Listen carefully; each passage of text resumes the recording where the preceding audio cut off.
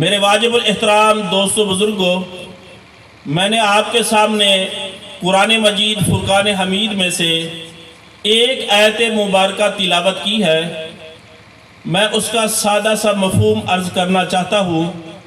اللہ تبارک و تعالی نے قرآن مجید میں ارشاد فرمایا، ان الذین آمنوا وعملوا الصالحات، بے شک وہ لوگ جو ایمان لائے، وعملوا الصالحات اور نیک اعمال کیے، سیجعل لہم الرحمن ودا، تو اللہ تعالیٰ ان کے لیے محبت کو ڈال دیتے ہیں، ان کے لیے محبت کا انتخاب فرما دیتے ہیں۔ اس کی تشریح کے اندر ایک میں حدیث مبارکہ سنانا چاہوں گا کہ اللہ رب العزت جب کسی انسان سے محبت کرتے ہیں تو پھر اللہ رب العزت جبریل علیہ السلام کو بلاتے ہیں، اور اللہ تعالیٰ جبریل علیہ السلام کو فرماتے ہیں کہ اے جبرائیل، فلاں 18 BC کے اندر ایک انسان ہے جس کا نام تو فخر الدہر ہے یا مفر الزمان ہے، میں رب اس سے محبت کرتا ہوں، اے جبریل تو بھی اس سے محبت کر، اور یہ اعلان آسمانوں کے اندر کر اور زمین پر جا کر یہ اعلان کر۔ حدیث قدسی ہے۔ تو جبریل علیہ السلام اللہ تعالیٰ کے سامنے عرض کرتے ہیں کہ یا اللہ، میں بھی اس سے محبت کرتا ہوں۔ پھر جبریل علیہ السلام 7ویں آسمان پر اعلان کرتے ہیں کہ فلاں چک کے اندر، فلاں قریہ کے اندر فلاں بندہ ہے، اس سے اللہ رب العزت پیار کرتے ہیں، میں بھی اس سے پیار کرتا ہوں، تم بھی اس سے پیار کرنے لگو۔ تو 7ویں آسمان کے سارے فرشتے اس سے پیار کرنا شروع کر دیتے ہیں۔ پھر وہ یہ اعلان 6ٹھے آسمان پہ کرتا ہے، 5ویں پہ، 4تھے پہ، 3رے، دوسرے، پہلے پہ، اس کے بعد زمین پہ وہ اعلان کیا جاتا ہے، فلاں چک کے اندر، فلاں قریہ کے اندر، فلاں گاؤں کے اندر فلاں شخص سے اللہ رب العزت پیار کرتے ہیں، آسمانی فرشتے بھی کرتے ہیں۔ اے انسانوں، اے باقی مخلوقات، تم بھی اس سے پیار کرو۔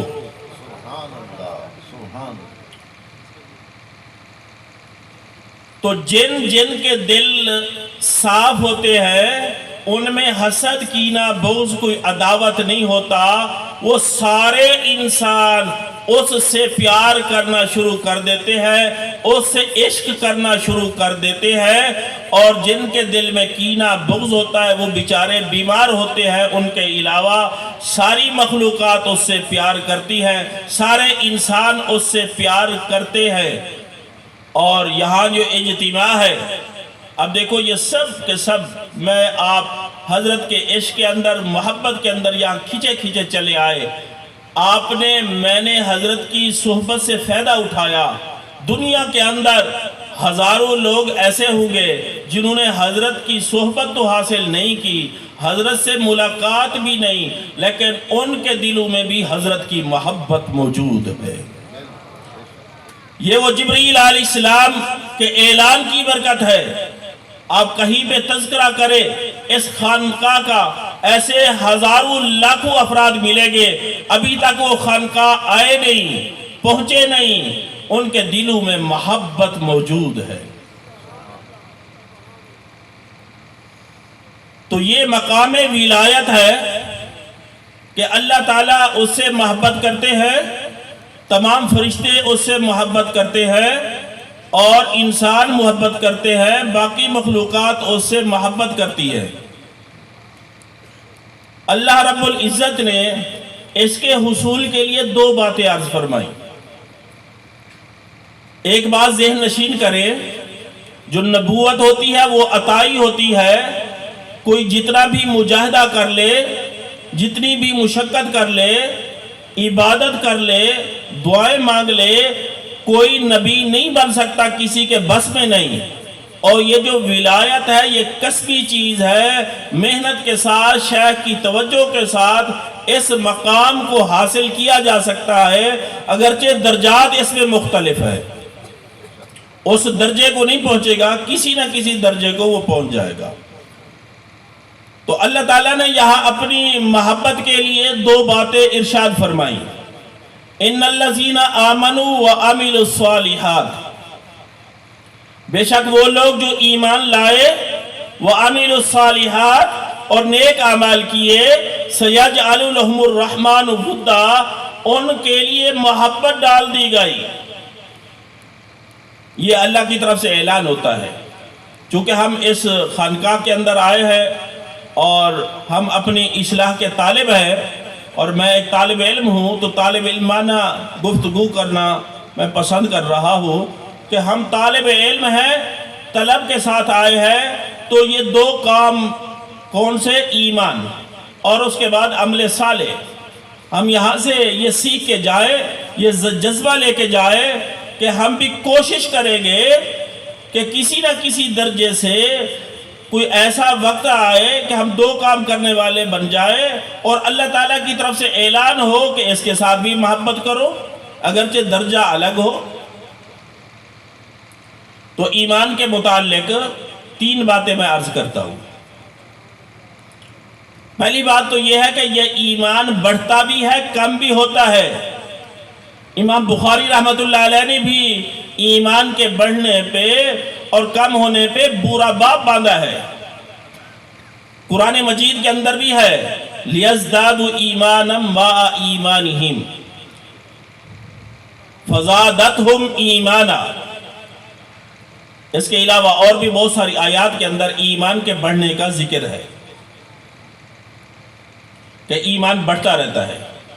جیسا مشہور واقعہ ہے، حضرت عمر فاروق رضی اللہ تعالی عنہ امیر المومنین ایک دفعہ گشت کر رہے تھے، تو اندر سے ایک آواز آئی۔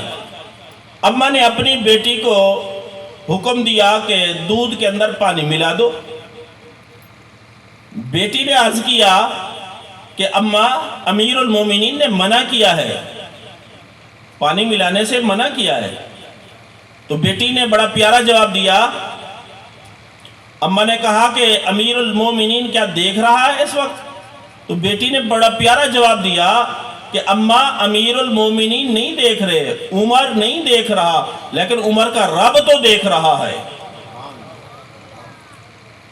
تو یہ جملہ حضرت عمر فاروق رضی اللہ تعالیٰ عنہ کو اتنا پسند آیا کہ انہوں نے اپنے بیٹے کے لیے رشتہ مانگ لیا، رشتہ ہو گیا۔ پھر جب وہ جاتے تھے دربار کے اندر تو اپنی بہو سے کہتے تھے وہ جملہ سناؤ، کیا جملہ کہا تھا؟ تو وہ بہو کہتی کہ عمر نہیں دیکھ رہا، عمر کا رب تو دیکھ رہا ہے۔ تو امیر المومنین رضی اللہ تعالی عنہ فرماتے ہیں کہ اس جملے سے میرا ایمان بڑھتا تھا۔ تو ایمان بڑھتا بھی ہے، کم بھی ہوتا ہے۔ ایمان بڑھتا بھی ہے، کم بھی ہوتا ہے۔ ہمیں چاہیے کہ ہم اپنے ایمان کی گروتھ کے لیے کام کریں، کہ ہمارا ایمان بڑھے۔ یہ روحانی مجالس کے اندر، اصلاحی محافل کے اندر، خانقاہ پہ آ کر، مرشد کے قدموں کے اندر بیٹھ کر ہم اپنے ایمان کو بڑھانے کی کوشش کریں کہ یہ شمع بڑھتی چلی جائے۔ دوسری بات ایمان کے متعلق، دوسری بات یہ ہے کہ اللہ تعالیٰ نے سورہ عصر کے اندر فرمایا،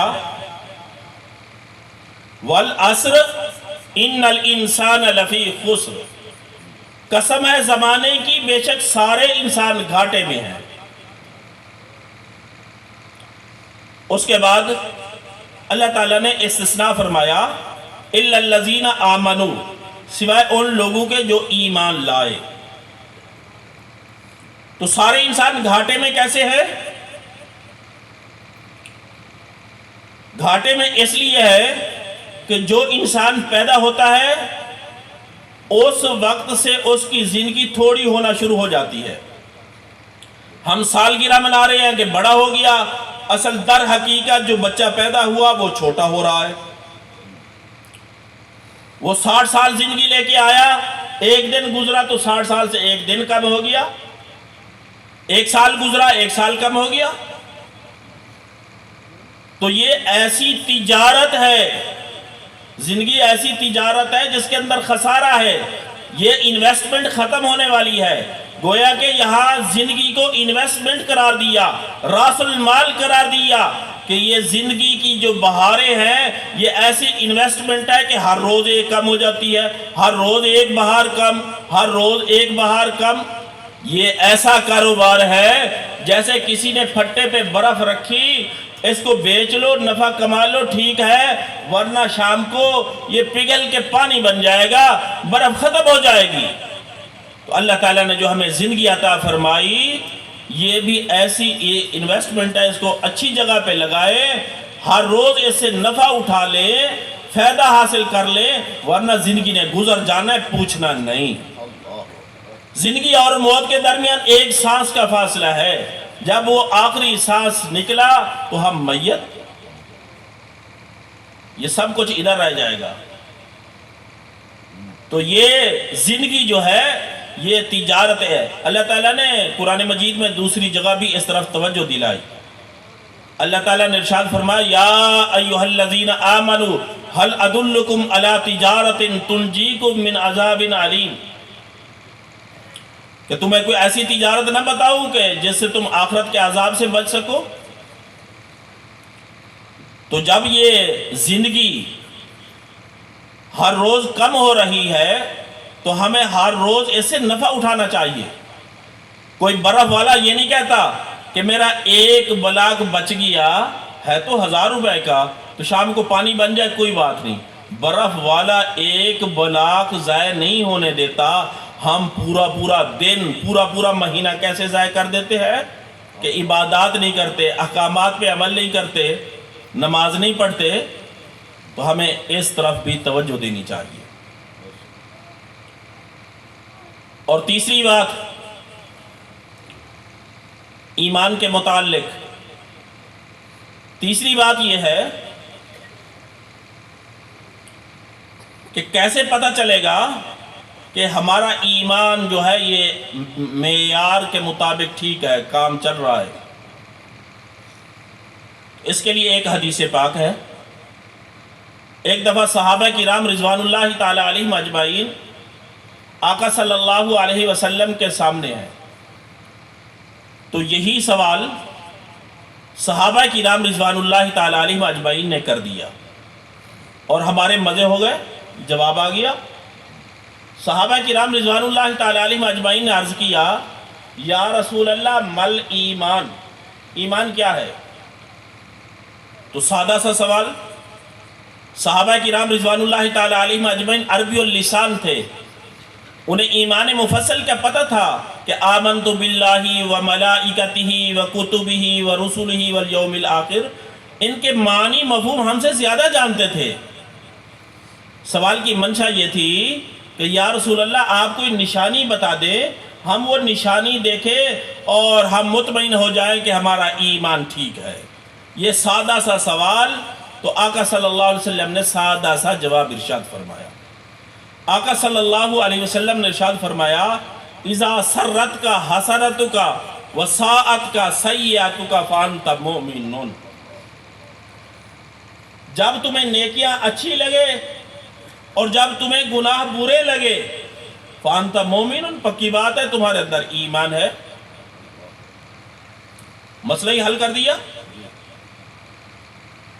کہ اگر صبح اٹھ کر تلاوت کرنا آسان ہے تو ایمان ٹھیک ہے، 5 وقت نماز پڑھنا آسان ہے اور خوشی ہوتی ہے دل کو تو بات ٹھیک ہے، سال کے بعد روزے آتے ہیں، روزے رکھ لیتے ہیں، بات ٹھیک ہے، اللہ نے پیسے دیے تو سال کے بعد زکوٰۃ دے دیتے ہیں، اللہ نے صاحب نصاب کر دیا حج کا تو زندگی میں ایک بار حج کر لیا اور اس میں خوشی ہے تو بات بڑی مزے کی ہے۔ اور جو گناہ کی مجالس ہے جن سے شریعت نے ہمیں منع کیا، بے حیائی سے، بے پردگی سے، جھوٹ سے، ملاوٹ سے، رشوت سے، سود سے، اور ان سے بچنا جو ہے آسان ہے، وہ چیزیں بری لگتی ہے، اور نیکیاں جو ہے یہ اچھی لگتی ہے تو آقا صلی اللہ علیہ وسلم نے ایمان کا سرٹیفکیٹ جاری فرمایا، اذا سرت کا حسنت کا وساعت کا سیئات کا فانت مؤمن۔ اب یہ تین باتیں ایمان کے متعلق ہوئی کہ ایمان بڑھتا بھی ہے، کم بھی ہوتا ہے، اور ایمان جو ہے یہ ایک تجارت ہے، یعنی ایک تجارت کا کارڈ ہے کہ انسان رجسٹرڈ ہو جاتا ہے کہ اس کی تجارت جو ہے یہ نفع دے گی۔ مثال سے سمجھے کہ اگر ایک بندہ اس نے کلمہ نہیں پڑھا، اس نے ہاسپٹل بھی بنا دیا، بسیں بھی چلاتا ہے، فری کے اندر لوگوں کو کھانا بھی کھلاتا ہے، دنیا کے اندر تو اسے کوئی نفع ہو جائے گا، جب مرے گا تو آخرت میں اس کا کوئی نفع نہیں، کیونکہ اس کے پاس ایمان والا لائسنس نہیں۔ تو ایمان لانے سے لائسنس پیدا ہو جاتا ہے کہ ہم تھوڑی بہت بھی نیکی کریں گے تو آخرت کے اندر ہمیں ضرور نفع دے گی، کیونکہ ہمارے پاس لائسنس ہے، ہم صحیح تاجر بن گئے کہ تھوڑی نیکی کریں گے، زیادہ کریں گے، وہ ہماری محفوظ ہوتی چلی جائے گی۔ تو اللہ تعالیٰ کا لاکھ لاکھ احسان ہے کہ اللہ تعالیٰ نے ہمیں ماں کی گود کے اندر کلمہ طیبہ عطا فرمایا، یہ اللہ کا بہت بڑا احسان ہے۔ تو ہمارے پاس لائسنس آ گیا، تھوڑی نیکی کریں گے، زیادہ کریں گے، وہ ضائع نہیں ہوگی، آخرت میں اس کا اجر ضرور ملے گا۔ بلکہ من جاء بالحسنۃ فلہ عشر امثالھا، ایک نیکی کریں گے اللہ اس کو 10 بنا دیں گے، 10 کا ثواب عطا کریں گے، اور اخلاص کے ساتھ کریں گے، ایک نیکی کریں گے 70 ہو جائیں گی، رمضان شریف میں کریں گی کئی گنا اور بڑھا دی جائیں گی۔ اب جب پتہ چل گیا کہ ایمان پرکھنے کا جو طریقہ ہے وہ یہ ہے، اگر نیکیوں میں دل لگتا ہے تو ایمان ٹھیک ہے، اگر گناہوں میں دل لگتا ہے اور نیکیوں میں دل نہیں لگتا تو ایمان تھوڑا سا کمزور ہے۔ ایمان کیا ہے؟ تھوڑا سا کمزور ہے، اس کے اندر نقص ہے، پھر اس کو بڑھانے کی ضرورت ہے۔ تو پتہ چلا کہ ایمان کی پہچان کا جو ذریعہ ہے وہ بھی اعمال صالحہ ہے۔ تو اعمال صالحہ کیا ہے؟ اعمال صالحہ کے لیے پہلی شرط یہ ہے کہ ایمان ہونا چاہیے، اور دوسری شرط یہ ہے کہ عمل صالح اسے کہیں گے جو قرآن و سنت کے مطابق ہو، اور تیسری شرط یہ ہے کہ اخلاص سے کیا جائے، اللہ کو راضی کرنے کے لیے کیا جائے، اللہ کی رضا کے لیے، تب وہ عمل صالح معتبر ہے۔ ایمان ہو، اور نمبر 2 قرآن و سنت کے مطابق ہو، تیسرے نمبر پر اللہ کی رضا کے لیے کیا جائے، اخلاص کے لیے کیا جائے، وہ عمل صالح ہے۔ پھر عمل صالح کی 2 قسمیں ہیں، بعضی ایسے ہیں جن کو ضروری قرار دیا گیا حتیٰ کہ وہ ارکان کا درجہ لے گئے، بعضی اعمال ایسے ہیں کہ وہ اس درجے کے نہیں، کریں گے تو اس کی فضیلت ہے، نہیں کریں گے تو اتنی زیادہ پکڑ نہیں ان کی۔ مثال کے طور پر جسے ہم ارکان خمسہ کہتے ہیں کہ ایمان لائے، اس کے بعد نماز فرض، اور اس کے بعد روزہ فرض، زکوٰۃ فرض، حج فرض، یہ ارکان ہیں اسلام کے۔ اور یہ کیوں ضروری قرار دیے گئے؟ اس کا ریزن کیا ہے، وجہ کیا ہے؟ کہ جیسے باقی اعمال ہے، تسبیحات ہے، کم ہو گئی، زیادہ ہو گئی، کوئی بات نہیں، تو ان پہ اتنی پکڑ کیوں کہ یہ رکن قرار دیا؟ اگر بالفرض کسی ایک رکن کا کوئی انکار کر دے وہ اسلام سے باہر ہو جائے گا، اتنی بڑی اہمیت کیوں؟ اس کی وجہ کیا ہے؟ اس کی وجہ یہ ہے کہ جو ہماری تخلیق ہے نا، یہ عناصر اربع سے ہے۔ باب آدم علیہ السلام کو مٹی سے پیدا کیا گیا، پھر ہم سب آدمی ہیں، آدم کی اولاد ہے، تو مٹی کا گارا بنایا گیا۔ جب گارا بنایا گیا اس کے بعد اس کو ہوا لگی اور دھوپ کی آگ لگی، وہ خشک ہوا پتلا، پھر اس کے اندر روح پھونکی گئی۔ تو گویا کہ انسان کی تخلیق کے اندر اربع عناصر کا دخل ہے، مٹی، پانی، ہوا اور آگ، یہ 4 عناصر ہے۔ یہ 4 عناصر ہیں، ان کا کوئی نہ کوئی خاصہ ہے۔ مٹی ہے، اس کا خاصہ کیا ہے؟ مٹی ہے، اس کے اندر بخل ہے۔ جب میری آپ کی تخلیق ہوئی مٹی سے تو ہم سخی کیسے بنیں گے؟ ہم بھی بخیل بن گئے۔ مٹی کیسے بخیل ہے؟ آپ دیکھیں اللہ تعالیٰ نے مٹی کے اندر بے شمار معدنیات رکھی ہیں، سونا بھی مٹی میں، چاندی بھی، پٹرول اور گیس اور پتہ نہیں کتنی معدنیات ہیں جو زیر زمین ہے، پانی ہے، فصل اگانے کی طاقت ہے۔ یہ جو غلہ آتا ہے یہ سب مٹی کی بدولت آتا ہے۔ تو کبھی آپ نے نہیں دیکھا کہ مٹی نے فصل اگا کے خود بخود رکھ دی ہو، سونا اگل دیا ہو، پٹرول نکال کے باہر دے دیا ہو؟ نہیں، اس کا سینہ چاک کرنا پڑتا ہے، ہل چلانے پڑتے ہیں، بیج ڈالنا پڑتا ہے، پھر مٹی جو ہے وہ غلہ دیتی ہے۔ تو یہ بخل ہے، سینہ چاک کر کے اس سے کچھ نہ کچھ حصول کیا جاتا ہے۔ تو جب ہم مٹی سے تھے تو ہم بھی بخیل ہو گئے۔ تو بخل جو ہے یہ اندر کی بیماری ہے، قلب کی بیماری ہے۔ تو اللہ تعالیٰ نے اس کا علاج قرآن مجید میں ارشاد فرمایا کہ وَآتُوا الزَّکَاۃَ، زکوٰۃ ادا کرو تاکہ تمہارا بخل ٹوٹے، ورنہ ناکام زندگی گزارو گے۔ اس کے بعد اس کے اندر پانی ڈالا گیا، مٹی کے اندر جب پانی ڈالا گیا تو پانی کے اندر ہرس ہے، پانی حریص ہے۔ جب پانی حریص ہے تو میری آپ کی تخلیق پانی سے ہے، ہم بھی حریص پڑ گئے۔ اگر ہم علاج نہیں کرائیں گے تو ساری زندگی ہرس میں گزر جائے گی۔ یہی وجہ ہے کہ دنیا خواہشات یہاں پوری کرنے کی جگہ ہی نہیں ہے۔ یہاں ہم خواہشات میں لگے ہوئے ہیں، دنیا میں اتنے مست ہوئے، ہمیں نماز پڑھنے کی فرصت نہیں، تسبیحات پڑھنے کی فرصت نہیں، قرآن کی تلاوت کی فرصت نہیں۔ اتنا ہرس اور پیسے کا اتنا ہرس کہ اس کے اندر مقابلے شروع ہو گئے۔ تو اللہ تعالیٰ نے احسان والا معاملہ کیا کہ عبادت کی عبادت اور ساتھ رکن پورا، اور اندر دل کا علاج بھی، بیمار ہے روحانی طور پہ تو دل کا علاج بھی بتا دیا، وَآتُوا الزَّکَاۃَ۔ اور دوسرے نمبر پر پانی ہے، پانی کے اندر ہرس ہے۔ پانی کے اندر ہرس کیسے کہ جب سیلاب آتا ہے تو پانی کا خاصہ یہ ہے کہ یہ زمین میرے پیٹ میں چلی جائے، جیسے ہم کہتے ہیں یہ بھی میرے پاس آ جائے، یہ لنگر بھی میں کھا لوں، یہ بھی میرے پاس آ جائے۔ تو پانی کے اندر ہرس ہے۔ جب ہرس والا مادہ ہے تو ہم بھی حریص ہو گئے۔ جب حریص ہو گئے تو اللہ تعالیٰ نے شفقت والا معاملہ فرمایا، اللہ تعالیٰ نے احسان والا معاملہ فرمایا، اللہ تعالیٰ نے قرآن میں اس کا علاج فرمایا۔ اللہ تعالیٰ نے ارشاد فرمایا یا ایھا الذین آمنوا کتب علیکم الصیام کما کتب علی الذین من قبلکم لعلکم تتقون۔ اے ایمان والو، تم پہ روزے فرض کر دیے گئے جیسے پہلی امتوں پہ فرض کیے گئے تاکہ تم تقوی والے بن جاؤ۔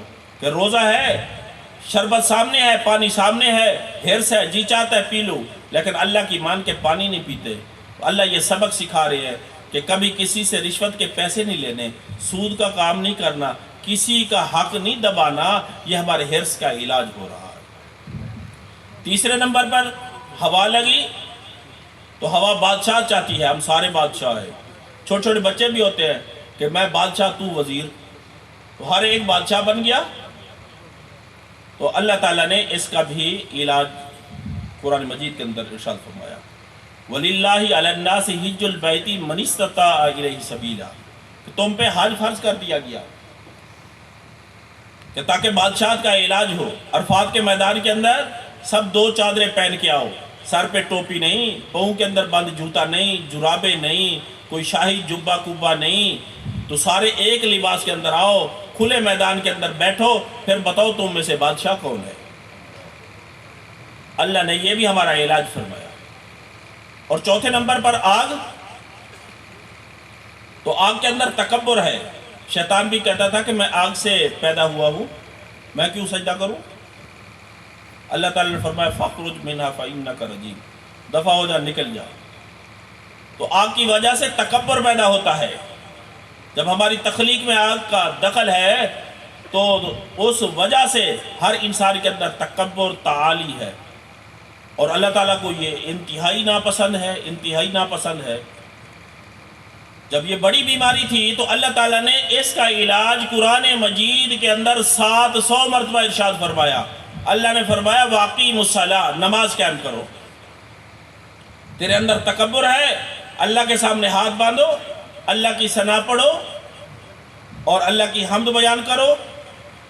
ابھی تکبر نہیں ٹوٹا، اللہ تعالیٰ فرماتے ہیں رکوع میں آ جاؤ، جھک جاؤ اور جھک کے تسبیح بیان کرو، سبحان ربی العظیم۔ ابھی علاج نہیں ٹوٹا، اللہ تعالیٰ فرماتے ہیں کہ اشرف الاعضاء، پیشانی، احوان الاشیاء، گھٹیا زمین پہ ٹیک کر میری بڑائی بیان کرو، سبحان ربی الاعلیٰ۔ یہ اللہ تعالیٰ ہمارا علاج فرما رہے ہیں۔ تو اعمال جو ہے واضح ضروری ہے، جو ضروری ہے وہ ہماری بیماریوں کا علاج ہے. تو ہم اللہ تعالیٰ سے دعا کرتے ہیں اللہ تعالیٰ ہمیں ہمیشہ ان اعمال کرنے کی توفیق عطا فرمائے. اور بعض ایسے ہیں جن کا درجہ کم ہے، تو اعمال صالحہ. اب پہلے جو شریعتیں تھی تو بعضوں کے اندر رہبانیت تھی، وہ اللہ کی بڑائی بیان کرتے، پہاڑوں میں نکل جاتے اللہ کی بڑائی بیان کرتے کرتے.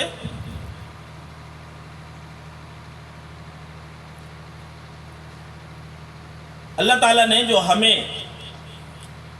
یہ اسلام عطا فرمایا، یہ کوئی اکیلی رہبانیت کا نام نہیں،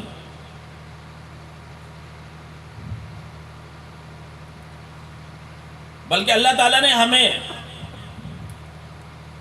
بار بار تقوی کا حکم دیا. یا ایھا الذین آمنوا اتقوا اللہ. نکاح کا خطبہ ہو رہا ہے قرآن مجید میں، بار بار اللہ تعالیٰ نے ہمیں تقوی کا حکم دیا کہ تقوی والی زندگی گزارو. اللہ تعالیٰ کی بڑائی بیان کرنے کا نام رہبانیت ہے، اللہ کو بڑا مان لینا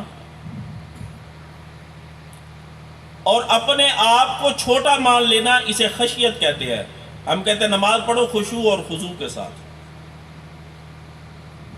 اللہ کو بڑا ماننا، اللہ کی بڑائی بیان کرنا، یہ رہبانیت ہے، اور اپنے آپ کو چھوٹا ماننا یہ خشیت ہے. اور اللہ کو بڑا مان کے اپنے آپ کو چھوٹا مان کے ان دونوں کے ملاپ سے دل کے اندر ایک جذبہ پیدا ہوتا ہے، اس جذبے کا نام ہے تقوی.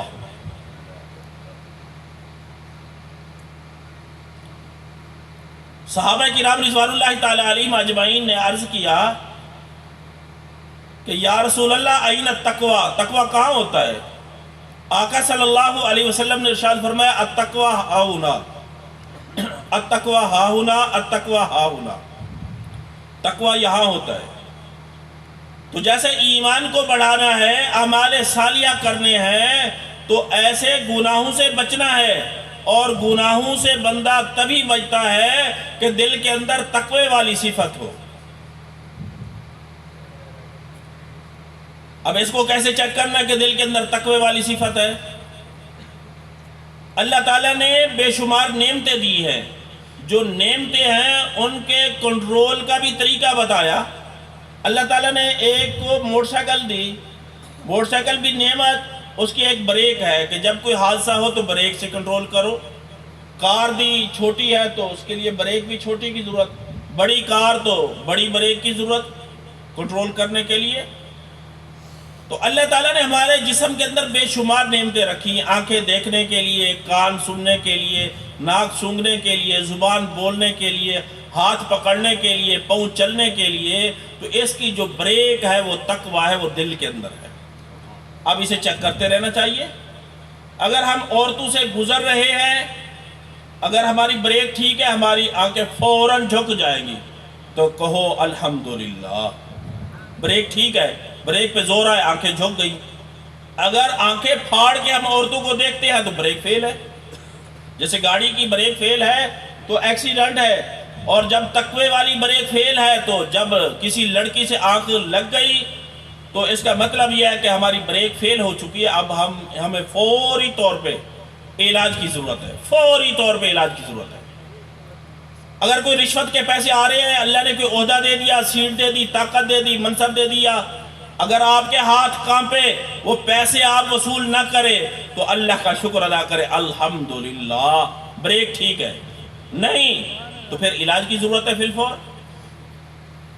اسی طرح تجارت کرتے ہیں، ناپ تول کبھی کرتے وقت آپ گھبرا جائیں، آپ کو ڈر لگنے لگے، تو اللہ کا شکر ادا کرو، الحمدللہ.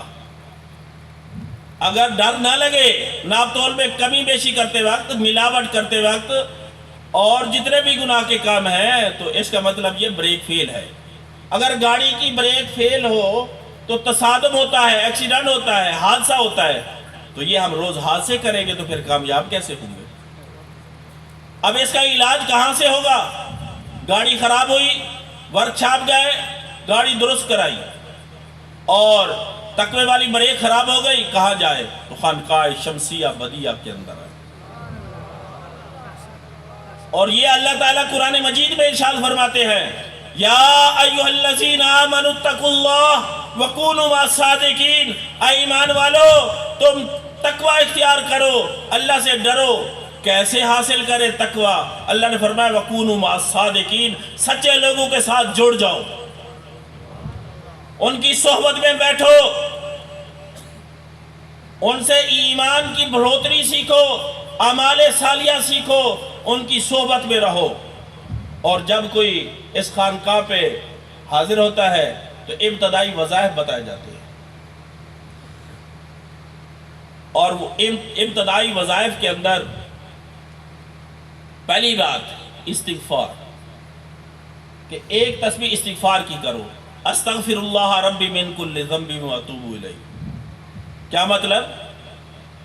اپنے آپ کو چھوٹا مانو کہ یا اللہ میں استغفار کرتا ہوں، یا اللہ مجھے معاف کر دے، میرے سارے گناہ معاف کر دے، میں توبہ کرتا ہوں، میرے سے کوتاہی ہو گئی، کمیاں ہو گئی۔ اس دھیان کے ساتھ استغفار کی تسبیح پڑھی جائے۔ اپنے آپ کو چھوٹا، اللہ کو بڑا، اپنے آپ کو چھوٹا۔ اور جب ہم اپنے آپ کو چھوٹا مانیں گے اور اللہ کو بڑا مانیں گے تو پھر یہ نماز پڑھنا تو کوئی مشکل بھی نہیں۔ اللہ تعالیٰ کی طرف سے صدا آتی ہے اللہ اکبر، اللہ تعالیٰ دعوت دیتے ہیں کہ اللہ بہت بڑا ہے، تو ہم فوراً کہتے ہیں ٹھیک ہے یا اللہ تو بڑا ہے، ہم چھوٹے ہیں۔ جب ہم چھوٹے تو ہماری تجارت بھی چھوٹی، ہماری مصروفیت بھی چھوٹی، ہمارا سونا جو ہے وہ بھی چھوٹا، ہمارا کوئی کام ہے وہ چھوٹا۔ تو پہلے جو اللہ تعالیٰ کی طرف سے اعلان آیا حیا علی الصلاۃ، اور نماز کی طرف حیا علی الفلاح، کامیابی کی طرف آؤ، تو ہم کامیابی کسی کام میں ڈھونڈ رہے ہیں۔ یہ ہماری کیا ہمیں بات ہی سمجھ نہیں آئی کہ اذان کے اندر اللہ نے ہمیں کیا ارشاد فرمایا۔ اللہ کی طرف سے اعلان ہوا تو پہلی تسبیح استغفار کی بتائی جاتی ہے، استغفر اللہ ربی من کل ذنب واتوب الیہ۔ اور اس کے بعد اللہ کی بڑائی بیان کرنا، لا حول ولا قوت الا باللہ العلی العظیم۔ اللہ کی بڑائی، اپنے آپ کو چھوٹا ماننا، اللہ کی بڑائی بیان کرنا۔ میں نے کیا پہلے عرض کیا کہ اپنے آپ کو چھوٹا مان لو، اللہ کو بڑا مان لو، ان دونوں کے ملاپ سے ایک جذبہ پیدا ہوتا ہے جس کا نام ہے تقوی۔ اور وہ اللہ والوں کے پاس تقوی والی نعمت ملا کرتی ہے۔ اور یہ دین پہنچا کیسے؟ وہ آقا صلی اللہ علیہ وسلم کے وسیلے سے۔ تو کثرت کے ساتھ درود پاک بتایا جاتا ہے، صلی اللہ علی حبیبہ محمد وآلہ وسلم۔ لیکن فیض حاصل کرنے کے لیے ضروری ہے کہ ہم اپنے آپ کو طالب مانیں، کہ ہم طالب ہیں، ہم خانقاہ کے ساتھ جڑے ہیں، یہاں سے ہم نے ایمان بھی سیکھنا ہے، اعمال صالحہ بھی سیکھنے ہیں، تقوی کی نعمت سے مالا مال ہونا ہے تاکہ ہم گناہوں سے بچ سکیں۔ اور دوسرے نمبر پر کہ ادب اور احترام سیکھنا ہے، ادب کو بجا لانا ہے۔ اور تیسرے نمبر پر محنت کرنی ہے، مشاہدہ کرنا ہے۔ جیسے چیک کرنے کے لیے ابتدائی وظائف دیے جاتے ہیں تو خوب دھیان کے ساتھ کیے جائے، پھر مرشد کے پاس آ کر دو زانو ہو کر اگلے وظائف، اس سے اگلے وظائف، تاکہ ترقی ہوتی چلی جائے۔ ایک دفعہ تو وظائف مل گئے، اس کے بعد آگے اپنے اسباق کو پورا کرنا چاہیے۔ اور چوتھے نمبر پر دعاؤں کا اہتمام کرنا چاہیے کہ یا اللہ وہ محبت ہمیں بھی عطا فرما، اپنی محبت عطا فرما۔ یا اللہ ہم کلمہ بھی پڑھ چکے اور اچھے اعمال بھی کر رہے ہیں اور مرشد کی ہدایات پہ بھی چل رہے ہیں۔ یا اللہ تو نے تو قرآن مجید میں اعلان فرمایا ہے، ان الذین آمنوا وعملوا الصالحات سیجعل لهم الرحمن ودا۔ جو لوگ ایمان لائے اور عمل صالح کیے تو اللہ تعالیٰ ان کے لیے محبت ڈال دیں گے، سارے لوگوں سے محبت کریں گے، وہ محبوب بن جائے گا۔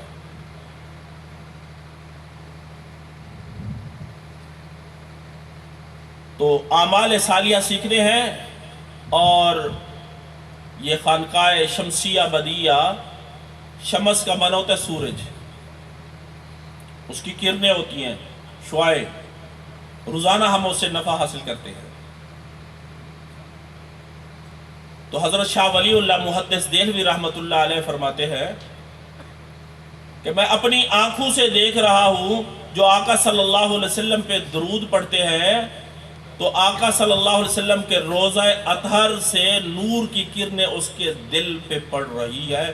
حضرت شاہ ولی اللہ محدث دہلوی رحمۃ اللہ علیہ فرماتے ہیں میں اپنی آنکھوں سے دیکھ رہا ہوں۔ تو کتنا پیارا تحفہ یہاں ملتا ہے درود کا، اور یہاں سے یہ جو شعائیں ہیں نورانی، وہ نورانی شعائیں سورج کی روشنی صبح سے شام تک ہوتی ہے، تو خانقاہ شمسیہ بدیہ سے وہ نورانی جو کرنیں نکل رہی ہے، یہ دن میں نہیں، دن میں بھی رات میں بھی یہ کرنیں پوری دنیا کے اندر پھیل رہی ہے۔ بس ضرورت یہ ہے کہ اگر آج کل سولر پلیٹیں ہیں اس کا رخ ہی نہ کیا جائے سورج کی طرف تو وہ فائدہ اسے حاصل نہیں کیا جا سکتا۔ ہم اپنے رخ کو اس خانقاہ کی طرف کریں اور یہاں سے وہ روشنی لے، وہ کرنیں لے اور اپنے دل کو صاف کرے۔ اللہ رب العزت سے دعا ہے جو کچھ کہا اللہ تعالیٰ اس پہ عمل کی توفیق عطا فرمائے۔ وآخر دعوانا ان الحمدللہ رب العالمین۔